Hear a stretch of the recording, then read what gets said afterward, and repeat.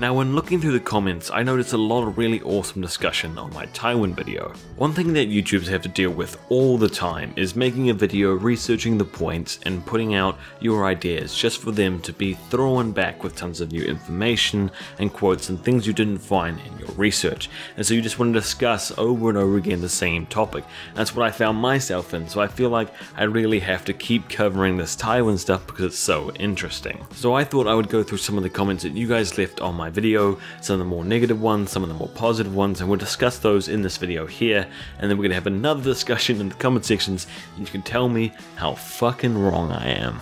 Now one thing I got from quite a lot of you guys straight away was saying that I was a bit late on this video and how he's already dead and how he lost the game because he died. Now I actually intended to make this video right now rather than seasons ago because he's dead, because this chapter is closed and we can look at his entire life from start to finish and the impacts it had. I think old dude 51 said it best when he replied to this comment, and he said, "The Chinese have a saying that one should not judge a man until after he has died, because a bad life may well be redeemed in its end. Think of Sidney Clarton in The Tale of Two Cities. Just as even the most admirable life can be betrayed in the leaving of it." So yes, a postmodern perspective on Tywin was proper. We saw all the good and all the bad. A story was fully written.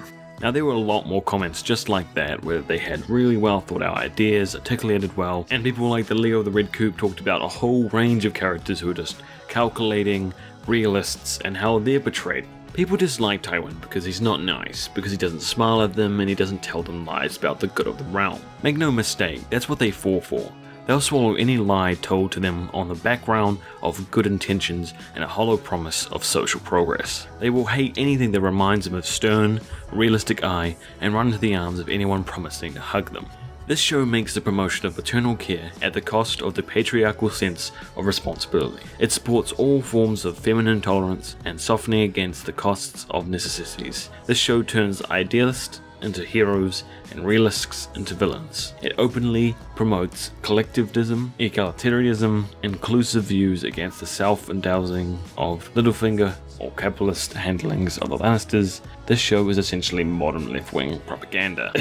That's not exactly what the video was about, but it would be cool to have a video kind of talking about some of the more political views that is really perpetuated in Game of Thrones. Now I know Carmine did this really awesome video talking about feminism and what he thought the show really was trying to push there, and how the showrunners thought of that as more of an entertainment purposes in that world rather than trying to actively promote something that would relate to modern life. So Analysis of Thrones, really big channel, with a million subs, left this really awesome comment. He said, "Great video man, no matter whether you love him or hate him, no denying how effective he was as a ruler. The Lannister name under his father became a laughingstock. Tywin being able to almost single-handedly return the house that's respected and feared shows how incredible he was as a leader. He has many flaws, like every character in A Song of Ice and Fire, but does not take away from just how much of sheer force he was in the political landscape and history of Westeros."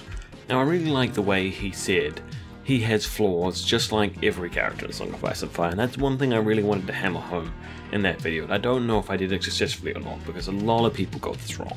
I do not think that Tywin was a morally great person, but I don't think anyone in A Song of Ice and Fire is a morally great person to any modern standards. But I don't think that takes away from how great of an impact he had on Westeros, how major of a character, how interesting his mind was, how great of a commander he was. These characteristics are things that we generally jump to when we like characters in fantasy shows. And there's a lot of people who just don't see that at all. They don't see how he's a great commander, they don't see how he's a great lord, how he has a really awesome mind, how he can manipulate people, win fights, has huge impacts on history, had huge impacts on Westeros and what could have happened in the Throne, his undermined little schemes, and how he fought with the Mad King, and all these other random awesome things, and the reasons why he does what he does, and why he is bad, why he does have flaws, are really interesting things that go through decades of our history in the Song of Ice and Fire.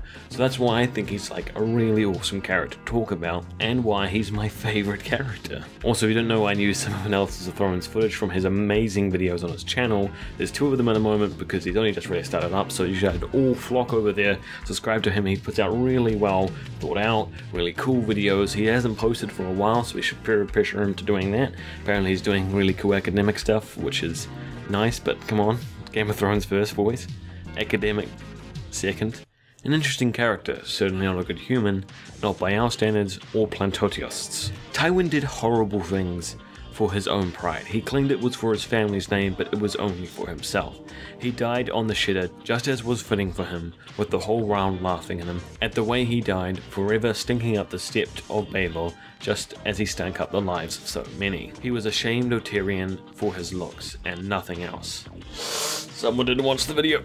Now, at first when you're watching this, it just seems like he's a backwards person who can't stand that his son is a dwarf, and he hates him for that, and constantly tries to kill him and undermine him. He's such an evil and dark father, no one should ever like him. And this view completely ignores all of Tywin's history, the struggles he's gone through that makes him very much just like Tyrion for no fault of his own. Tyrion looked on the outside how Tywin felt himself looked on the inside. Tyrion is Tywin's son, and was maybe even a judgment on Tywin by the gods. There is no proof that Aerys raped Joanna. Rumors garbage. And many people think that Daenerys is a villain, or well on her way to it.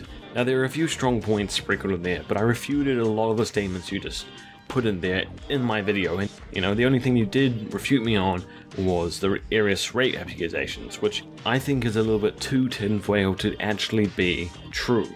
But that was not the point in the video. I didn't bring it up to say, yes, he has definitely raped Joanna, and he is definitely Aerys' son. I think that Tywin believes it's a strong possibility. It's the consequences of Tywin thinking that Tyrion could possibly be Aerys' son that made all the difference, not actually it having to have happened. And then we go back to his morals again, and how he died, and how George R. R. Martin simplified him as stinking out the steps, which could have been Qyburn's doing, or it could have been a symbolism from George R. R. Martin, and that is both strong possibilities, though it doesn't take away from the impact he made in the world. Like, he objectively ruled the Westerlands extremely well, brought wealth, power, stability to the region. He ruled the realm objectively well for like 20 years. When you compare that to the kind of other characters as similar to him, like Peter Baelish and Varys, and how they are beloved by different people for their awesome scheming and the way that they play the Game of Thrones. But yes, we can agree that Dany has a dark future ahead of her, and she changes course real quick. Thanks for watching this video. I hope you enjoyed you guys' awesome comments and me rambling in between them. I'll be doing a proper full Game of Thrones video next week, as well as I'm tossing up about doing some more Vikings content, because I haven't done any of that in a long time. So if you're wanting to see me do more Vikings video that like kind of theories and discussion and stuff like that out of season, then comment below and I will try and make that for you guys. Also tell me what you thought about my Last Kingdom video and whether you should do more, because it doesn't get any views, it's not a very big show, it's not nearly as big as Game of Thrones or Vikings, so I'm still tossing out whether I should do videos on that or not, because it's going to be a lot of effort to throw out like 2 videos a week on Last Kingdom during the season, plus extra theory videos and stuff, when I can barely even do Vikings and Game of Thrones videos.